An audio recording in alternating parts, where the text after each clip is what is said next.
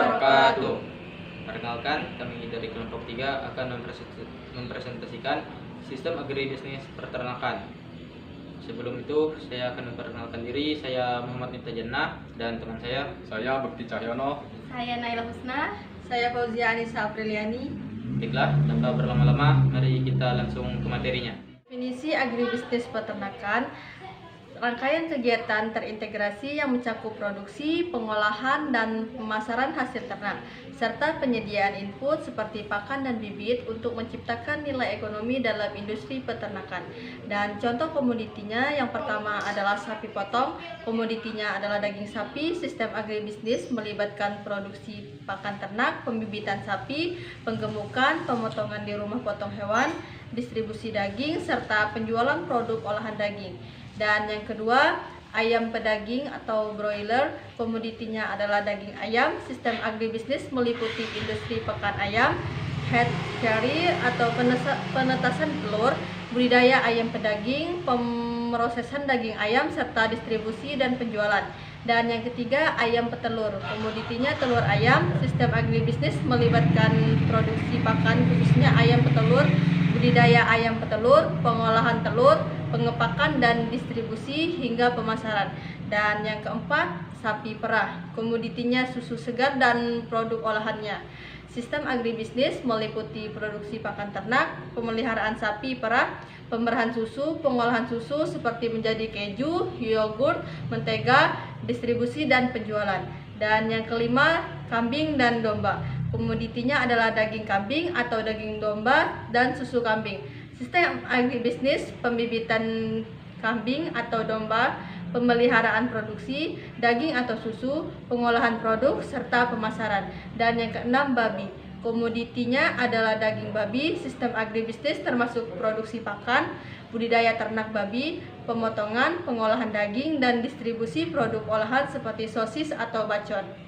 Dan yang ketujuh, lebah. Komoditinya madu, royal jelly, lilin lebah. Dan sistem agribisnisnya budidaya lebah, produksi dan pengumpulan madu, pengemasan, distribusi dan penjualan produk lebah. Contoh komoditi peternakan yang ke-8, yaitu wool. Wool adalah bulu yang dihasilkan dari domba, digunakan dalam industri tekstil untuk membuat pakaian, selimut, dan bahan isolasi. 9. Daging bebek. Komoditi dari daging bebek banyak dikonsumsi sebagai hidangan seperti bebek goreng, bebek packing, ataupun bebek panggang. Yang ke-10, pupuk kandang. Komoditi sampingan berupa kotoran hewan seperti sapi, kambing, atau ayam yang diolah menjadi pupuk organik untuk pertanian. 11. Tepung tulang. Hasil sampingan dari pengolahan tulang hewan yang digunakan sebagai sumber kalsium dalam pakan ternak dan juga sebagai bahan untuk pupuk tanaman. Subsistem agribisnis peternakan. 1. Subsistem hulu atau penyediaan sarana produksi. Subsistem ini mencakup semua yang diperlukan untuk memulai dan mendukung produksi ternak. Bibit dan benih. Penyediaan hewan ternak berkualitas seperti sapi, ayam, bebek, dan lainnya. Pakan ternak. Produksi dan distribusi pakan ternak seperti konsentrat, hijauan, silase, dan mineral. Dan obat-obatan dan vitamin. Penyediaan vaksin, antibiotik, vitamin, dan suplemen untuk menjaga kesehatan ternak. Peralatan dan teknologi peternakan. Teknologi pendukung seperti mesin pemerah susu, peralatan, pengelolaan kandang, serta sistem otomatisasi pakan. Yang kedua, subsistem budidaya atau produksi ternak. Subsistem ini adalah proses inti dari peternakan, di mana ternak dipelihara dan dikelola untuk menghasilkan produk, pembibitan, dan pembesaran ternak. Dan proses pemeliharaan ternak dari anak hingga dewasa untuk menghasilkan produk seperti daging, susu, telur, dan yang lainnya. Pengelolaan kesehatan ternak. Manajemen kesehatan ternak melalui vaksinasi, pengobatan, dan sanitasi lingkungan ternak. Produksi ternak. Pengelolaan reproduksi baik secara alami maupun melalui inseminasi buatan untuk menjaga populasi ternak. Subsistem yang ketiga yaitu subsistem hilir atau pengolahan dan pemasaran. Yaitu subsistem ini berfokus pada pengolahan hasil ternak dan distribusinya ke konsumen. Yang pertama itu ada pengolahan produk ternak, yaitu pengolahan daging, susu, telur, kulit ataupun wol menjadi produk siap jual. Misalnya daging diolah menjadi kornet, susu menjadi keju ataupun yogurt. Yang kedua, pengemasan dan penyimpanan. Produk harus dikemas dan disimpan dengan baik untuk menjaga kualitas sebelum dipasarkan. Nah, yang ketiga, distribusi dan pemasaran.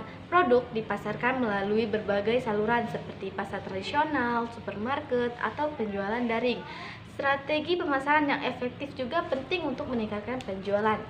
Subsistem keempat yaitu subsistem penunjang atau layanan pendukung agribisnis. Subsistem ini menyediakan dukungan dalam bentuk teknologi, keuangan, dan infrastruktur. Yang pertama itu ada layanan keuangan dan asuransi.